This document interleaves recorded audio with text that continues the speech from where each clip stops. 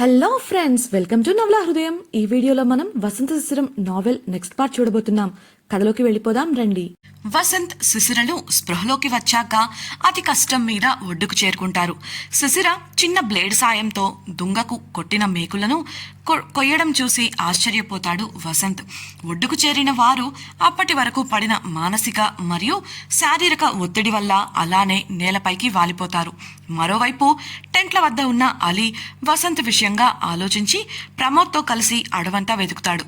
కానీ వారి జాడ దొరకకపోవడంతో వెంటనే క్యాంపులో ఉన్న వారికి విషయం చెప్పగా అందరూ కంగారు పడుతుంటారు. చీకటి పడుతుంటే వాళ్లను అడవిలో వెతకడం ఎలా అని కమల్ అడిగిన ప్రశ్నకు నాకు తెలుసు అని సమాధానమిస్తుంది రేష్మ. అందరూ ఆసక్తిగా ఆమెనే చూస్తుంటే నాకు వాళ్లను ఎలా వెతకాలో తెలుసు, కానీ ముందు మీరు సిద్ధమై రండి, చీకటి పడగానే వెళ్దాం అంటూ తన సామాగ్రి కోసం టెంట్ లోపలికి వెళ్ళింది రేష్మ. ఏ దారి లేకపోవడం కన్నా ఏదో ఒక దారి ఉంది కదా అనే ఉద్దేశంతో రేష్మను అనుసరించడానికి అందరూ సిద్ధమై వచ్చారు. ఆడవాళ్లందరినీ క్యాంపు దగ్గరే ఉండమని చెప్పి ఒక మగ మనిషి, అది కూడా హేమంత్ను వారికి తోడుగా పెట్టి జాగ్రత్తలు చెప్పి రేష్మతో కలిసి చీకటి పడగానే అడవిలోకి బయలుదేరారు. కొంత దూరం లోపలికి వెళ్ళగానే వారికి ఒక ఆకు వింతగా మెరుస్తూ కనిపించగా రేష్మ ఎక్సైటింగ్గా ఇదే దారి, మనం ఇలానే వెళ్ళాలి అంటూ ఆకును దాటి లోపలికి వెళ్ళింది. 10 అడుగుల దూరంలో అలాంటిదే మరో ఆకు కనిపించగా వారికి అది ఆసక్తిగా అనిపించింది. ప్రమోద్, ఇదేంటి రేష్మ, మనం దీన్నెందుకు ఫాలో కావాలి అని అడగగా రేష్మ తన చేతిలో ఉన్న చిన్న బాటిల్ని చూపిస్తూ, ఇది ఫ్లోరసెంట్ లిక్విడ్, చీకటిలో మెరుస్తుంది, దీన్ని నాకు ఇచ్చింది శిశిరనే. మేము క్యాంప్స్కి వెళ్ళినప్పుడు కూడా మేము తిరిగిన ప్రాంతాన్ని సరిగ్గా గుర్తుపెట్టుకోవడానికి, ఒకవేళ ఎవరైనా తప్పిపోయినా తిరిగి రావడానికి ఈ లిక్విడ్ ఉపయోగపడుతుంది. పగలైతే వెతుక్కుంటూ రాగలం, కానీ రాత్రుళ్ళు కష్టం కదా, అందుకే ఇలా చేస్తాం. ఇది చూసారుగా, ఈ ఆకు మీద ఇది స్ప్రే చేసింది శిశిరనే, దీన్ని అనుసరిస్తూ వెళ్తే మనం వారిని కనుక్కోవచ్చు అని వివరించగా అందరికీ విషయం అర్థమైంది. మనసులోనే మంచి ఆలోచన అనుకున్నారు. అలా గంట ప్రయాణం తర్వాత వారు వసంత్పై దాడి జరిగిన చోటును చేరుకున్నారు. ఆ చుట్టుప్రక్కల అంతా వెతికారు, కానీ ఎక్కడా వారికి మరో మెరుస్తున్న ఆకు కానీ కొమ్మ కానీ కనిపించలేదు. అక్కడి నేలపై ఉన్న గడ్డి అంతా కూడా ఎక్కువగా మనుషులు తిరగడం వల్ల అణిగిపోయినట్లు కనిపించగా, బహుశా ఇక్కడే ఏదో జరిగుండాలి, ఇక్కడంతా సరిగ్గా వెతకండి అన్నాడు అలీ. దాంతో అందరూ టార్చ్ లైట్లు పట్టుకొని చుట్టూ వెతకగా ఒక చోట గడ్డిలో రేష్మ కాళ్లకు ఏదో తగిలింది.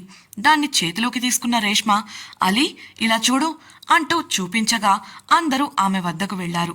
అది మరేదో కాదు, శిశిర వాడే ఫ్లోరసెంట్ లిక్విడ్ బాటిల్.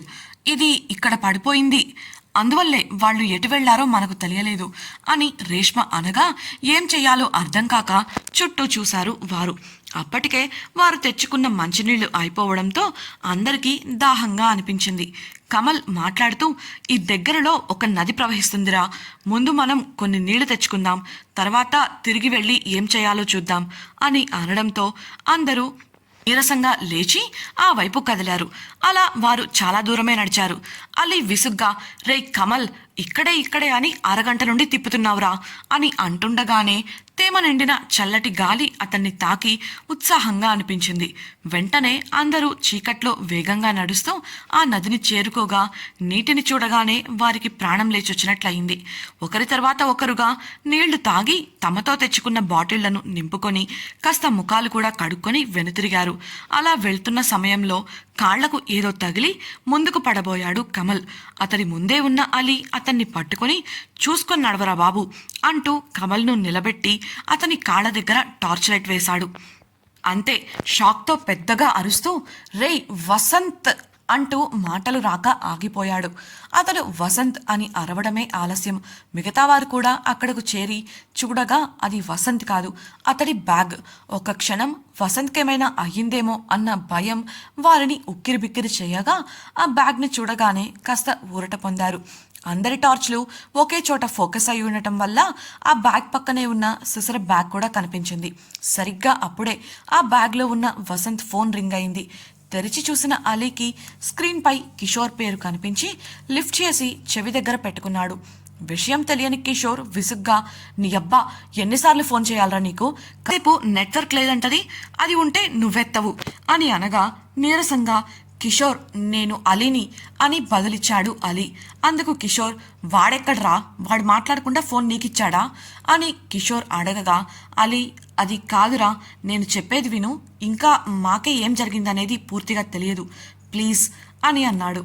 అలీ స్వరంలోని డల్నెస్తో కిషోర్కి అనుమానం మొదలైంది. ఏమైంది అలీ, వసంత్ ఎక్కడా, వాడి ఫోన్ నువ్వెందుకెత్తావు అని స్వరం తగ్గించి అడిగాడు కిషోర్. అందుకు అలీ జరిగిన విషయం చెప్పి, నది ఒడ్డున జస్ట్ ఇప్పుడే మాకు వాళ్ళ బ్యాగులు కనిపించాయి, ఇంకా వాళ్ళు ఎక్కడున్నారో తెలియలేదురా, నాకేం చేయాలో అర్థం కావట్లేదు, ఏదైనా చెయ్యరా అని అనగానే కిషోర్ తల పట్టుకుని కింద కూర్చుండిపోయాడు. వసంత్ ఏమయ్యాడు, వాడికేమైనా అయ్యిందా, అసలు ఏం జరిగింది, సిస్టర్ కూడా ఎక్కడా, ఇలా కొన్ని వందల ప్రశ్నలు అతని మదిలో మెదిలి ఆలోచిస్తూ ఉండిపోయాడు.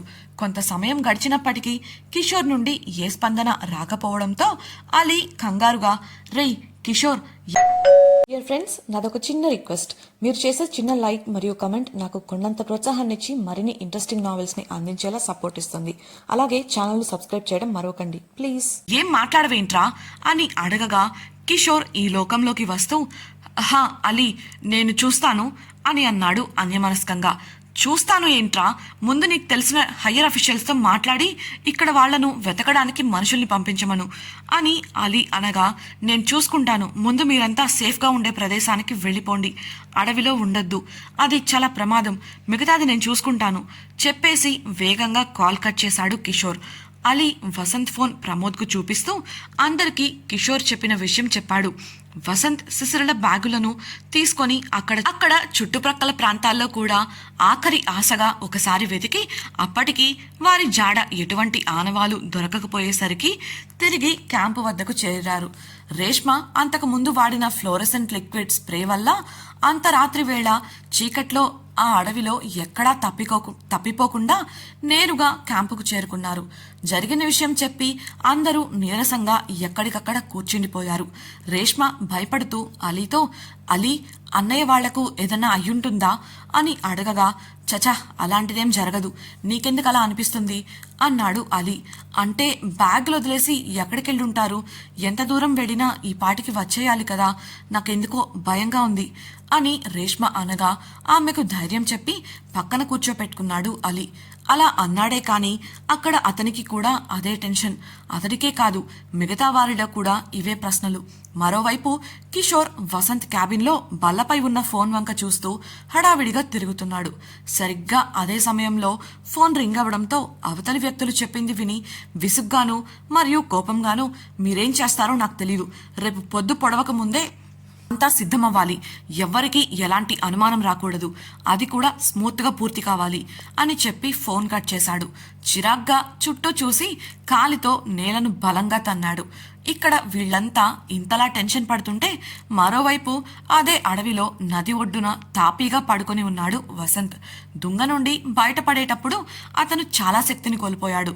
అంతేకాకుండా ఉదయం ఎప్పుడో తిన్న టిఫిన్ మధ్యాహ్నం కూడా ఏమీ తినకపోవడంతో నీరసం వచ్చి దానివల్ల కూడా మత్తుగా ఉంది అతడికి. అతడు పడుకున్న చోటుకు కాస్త దూరంలో చిన్న నెగడు మండుతూ ఉండగా దాని పక్కనే కూర్చొని చలి కాచుకుంటూ ఏదో చేస్తోంది శిశిర. ఆకులను చుట్టి మూటగా కట్టి ఆ మంటల్లో పెట్టింది. ఆ నెగడును సరిగ్గా మండేలా సరిచేస్తూ మధ్య మధ్యలో చుట్టూ చూస్తోంది. సరిగ్గా అప్పుడే వసంత్కు మెలకువ రావడంతో కళ్ళు తెరవగా పైన నల్లటి ఆకాశంలో చుక్కలు కనిపించి గబుక్కున జరిగింది తలచుకొని శిశిర తలుపుతో లేచి కూర్చున్నాడు. అతనికి అక్కడ నెగడు, దాని పక్కనే ఉన్న శిశిర కనిపించి తల విదిలించుకుంటూ ఆమె వద్దకు వెళ్ళాడు. నువ్వెలా ఉన్నావు శిశిర, నీకు ఆకలేస్తుందా అని అడిగాడు వసంత్. అందుకు శిశిర చిన్నగా నవ్వి నెగడు నుండి తాను మూట కట్టిన ఆకుల మూటను బయటకు తీసి కాలుతుంటే ఊదుతూ వసంత్ ముందు పెట్టింది. నిప్పుతో ఆడుతున్న ఆమెను విసుక్కుంటూ, ఏం చేస్తున్నావు, కాలుతుంది అన్నాడు వసంత్. అయితే ఆమె తన ముందు పెట్టిన దాన్ని చూసి షాక్ అయి విస్మయంగా ఆమె వంక చూశాడు. శిశిర, తినండి వాసుగారు, మళ్ళీ చల్లారిపోతే బాగోదు, ఇంట్లోలాగా ఉప్పు కారం మసాలాలు ఉండవు కదా, చప్పగా ఉంటుంది, కానీ వేడి మీద తింటే తెలియదు అని అంది. ఆమె ఇచ్చిన దాన్ని చేతిలోకి అందుకుంటూ, నీకు ఈ చేప ఎక్కడ దొరికింది సిసిరా? అసలు నిప్పెలా వెలిగించావు? ఆశ్చర్యంగా అడిగాడు వసంత్. అవును, శిశిర ఆకులలో చుట్టి చేపలు కాలుస్తోంది. అందుకు శిశిర, నా దగ్గర లైటర్ ఉంది వాసుగారు, ఇకపోతే ఈ చేపలు నదిలోవి ఇంకా ఉన్నాయి, తినండి ముందు అంది నవ్వుతూ. అతడు తినడం మొదలుపెట్టగా, ఇందాక ఆకలేసి మీరు నిద్రపోతుంటే డిస్టర్బ్ చేయడం ఎందుకని చుట్టూ ఏదైనా దొరుకుతుందా అని చూసొచ్చాను. ఇక్కడేవీ దొరకలేదు. కనీసం నీళ్లైనా తాగుదామని నది దగ్గరకు వెళ్ళాను. ఒడ్డున ఉన్న పాచిని తింటూ ఈ చేపలు కనిపించాయి. ఈ అడవిలో పస్తులుండలేం కదా, ఎప్పుడు బయటపడతామో కూడా తెలియదు. అందుకే వల వేసి పట్టాను. చున్నీ చూపిస్తూ వివరిస్తూనే తాను మరో పొట్లం తెరిచి తినడం మొదలుపెట్టింది శిశిర. అంటే ఒక విషమ పరిస్థితిలో కూడా ఆమె అంత ప్రశాంతంగా ఉండటం చూసి ఆశ్చర్యం వేసింది వసంత్కు. ఇదే ఇంకెవరైనా అయితే ఈ పాటికి భయంతో గోల చేసి ఇల్లు పీకి పందిరేసేవారు. కానీ ఆమె చాలా ప్రశాంతంగా ఉంటూనే అప్పటికి చేయాల్సిన పనులపై దృష్టి పెట్టడం చూసి ఆమె ధైర్యానికి, ఆలోచన విధానానికి మనసులోనే మెచ్చుకున్నాడు వసంత్.